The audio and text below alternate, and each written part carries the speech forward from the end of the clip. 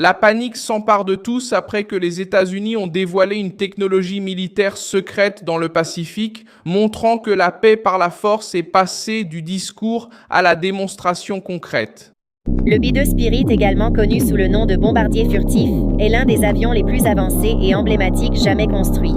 Il a été développé par Northrop Grumman pour l'armée de l'air des États-Unis et il est conçu pour la furtivité, le bombardement de précision à longue portée et la capacité nucléaire.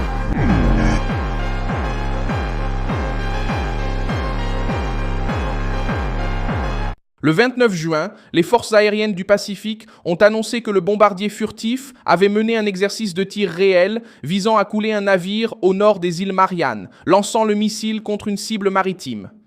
Cette information a bouleversé la donne car le B-2 a toujours été considéré comme un symbole de pénétration furtive, mais il apparaît maintenant aussi comme une plateforme d'attaque navale à longue portée. En même temps, l'armée de l'air des États-Unis a progressé dans ses plans pour une nouvelle arme à longue portée, avec des variantes pour des cibles aériennes et de surface conçues pour des scénarios de haute pression contre les forces chinoises dans l'Indo-Pacifique. Cela survient alors que la Chine agrandit ses porte-avions, avance dans le Pacifique et teste la réaction des alliés américains comme le Japon et les Philippines. Qu'a-t-on découvert? Pourquoi Pékin a-t-elle ressenti cette pression? Comment cette technologie modifie-t-elle le calcul dans le Pacifique? Je vais tout expliquer. Si tu aimes ce genre de contenu direct et sans détour, pense à t'abonner car ici il y a une vidéo comme ça tous les jours. Les États-Unis ont fait la démonstration lors du Valiant Shield 2026, un exercice militaire mené dans le Pacifique avec les forces américaines et alliées.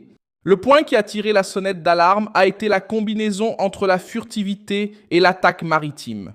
Le B-2 Spirit, utilisé depuis des décennies comme bombardier stratégique, a lancé le LRASM, un missile longue portée destiné à contrer les menaces en mer. La propre force aérienne américaine a affirmé que ce type d'action augmente la capacité d'atteindre des objectifs stratégiques à portée de menaces potentielles. En termes simples, Washington a montré qu'il peut utiliser un avion difficile à détecter pour exercer une pression sur les navires ennemis. L'annonce est survenue à un moment sensible. La Chine met de plus en plus de navires en mer, augmente sa présence dans les zones disputées et tente de montrer qu'elle peut étendre son influence au-delà de ses propres côtes. En juin, Reuters a rapporté que le porte-avions chinois Liaoning et d'autres navires avaient été aperçus lors d'exercices dans le Pacifique, à l'est des Philippines, entre le 26 et le 28 mai.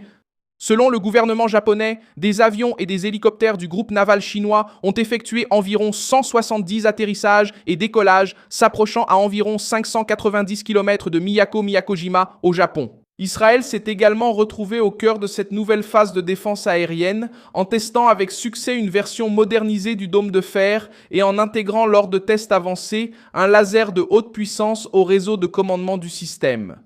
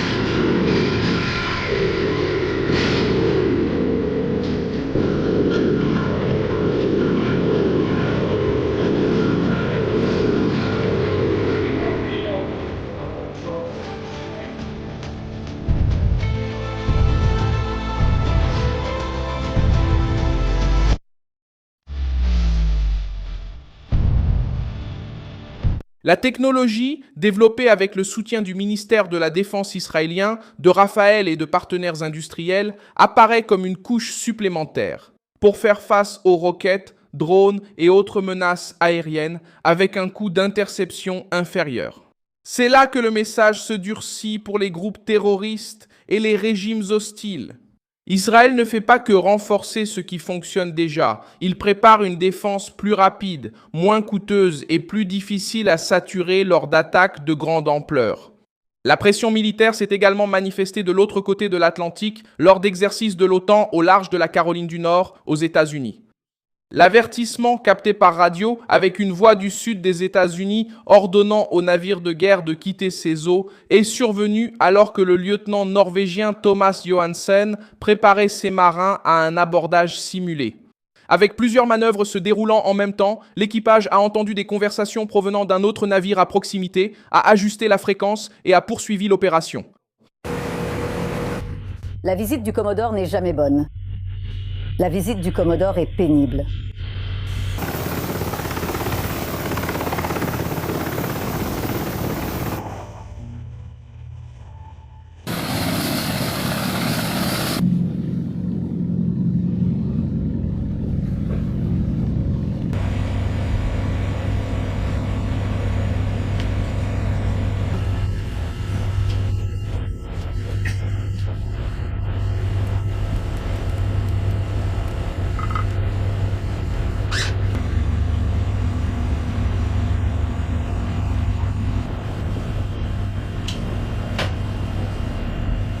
Navire à moteur Valdero, ici le navire de guerre de la coalition Foxtrot 310, opérant en soutien à la résolution 110 du Conseil de sécurité des Nations Unies, monsieur. Je sollicite votre coopération dans notre... Prochaine question. Aujourd'hui, nous avons réalisé un exercice d'interdiction maritime. Qu'est-ce que ça signifie? Cela signifie que nous avons envoyé une équipe d'abordage depuis ce navire, le navire norvégien Frida Nansen, vers un navire cible dans le cadre de l'exercice.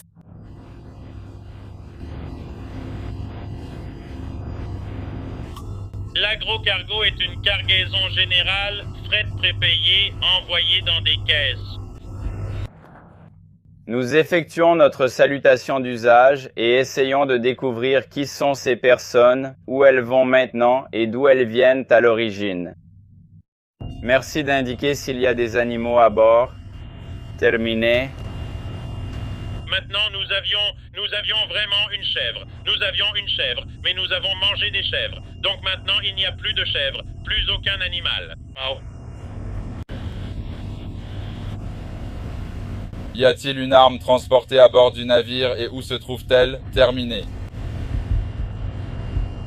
Non, nous n'avons aucune arme. Nous sommes un cargo pacifique. Mon intention est d'exercer le droit d'envoyer une équipe d'inspection pour examiner votre manifeste et votre cargaison et de procéder à une fouille de votre navire conformément au droit international et à la résolution 110 du Conseil de sécurité des Nations Unies.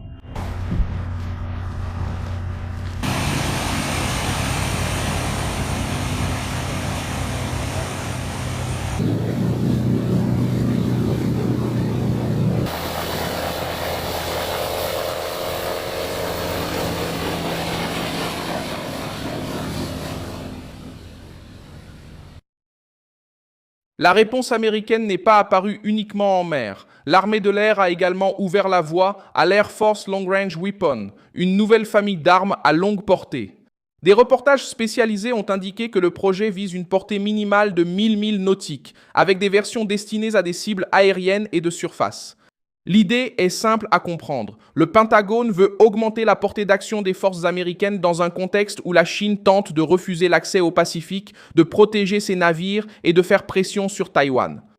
Il ne s'agit pas seulement d'avoir une nouvelle arme, il s'agit de créer un avantage pour empêcher le régime chinois de choisir seul le lieu, le moment et le rythme d'une crise. Le choc à Pékin vient précisément de ce message. Lorsque les États-Unis exhibent le B-2 avec le LRASM et progressent sur une arme à portée extrême, ils disent au Parti communiste chinois que l'expansion navale chinoise ne restera pas sans réponse. Le régime chinois investit massivement dans les navires, les chasseurs, les missiles et la présence autour de Taïwan. Washington expose désormais une ligne de réaction basée sur la furtivité, la portée et l'intégration entre l'armée de l'air et la marine. C'est une réponse de dissuasion, pas une invitation à la guerre. Plus Pékin tente d'intimider la région, plus les États-Unis montrent qu'ils ont encore des atouts en réserve. Le Japon est également entré en jeu car il se trouve en première ligne de la tension régionale. Le 17 juin, l'état-major japonais a annoncé que des chasseurs japonais avaient été déployés après que des avions chinois ont été détectés au-dessus de la mer de Chine orientale le 12 juin. Cela montre que l'environnement autour du Japon, de Taïwan et des Philippines devient de plus en plus tendu. La pression chinoise n'est pas seulement navale. Elle s'exerce aussi à travers des vols, des drones, des patrouilles et des tests de réaction envers des alliés comme le Japon, les Philippines, l'Australie et Taïwan. Ce message est important. Cela montre que les États-Unis ne se contentent pas de parler de sécurité régionale. Ils repositionnent des capacités, testent l'intégration et préparent des réponses face à un scénario de pression chinoise.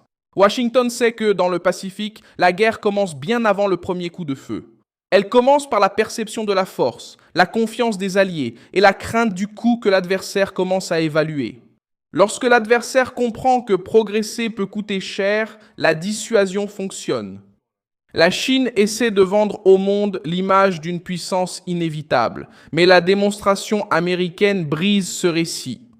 Le régime chinois peut construire des porte-avions, augmenter les patrouilles et pousser ses navires plus loin. Mais la technologie militaire des États-Unis continue d'imposer des limites. Le B-2 avec le LRSM fait peser une pression sur les cibles maritimes. Le nouveau projet à longue portée montre que Washington veut frapper les menaces à distance. Les réactions japonaises montrent que les Alliés ne dorment pas face au mouvement chinois. L'ensemble de tout cela change l'atmosphère. Pékin fait pression, mais maintenant elle voit la réponse s'intensifier. Une guerre dans le Pacifique serait grave, coûteuse et dangereuse, mais la faiblesse a aussi un prix. Lorsqu'une puissance autoritaire perçoit l'hésitation de l'autre côté, elle avance. Lorsqu'elle perçoit de la préparation, elle revoit ses calculs. Les États-Unis se préparent à empêcher la Chine de contrôler le rythme de la crise. Merci beaucoup d'avoir regardé cette vidéo jusqu'à la fin. Soutenez notre projet et contribuez financièrement via la clé Pix qui apparaît sur votre écran. Nous sommes une chaîne indépendante, attachée à vous fournir une information vraie. Votre contribution nous aide à rester debout.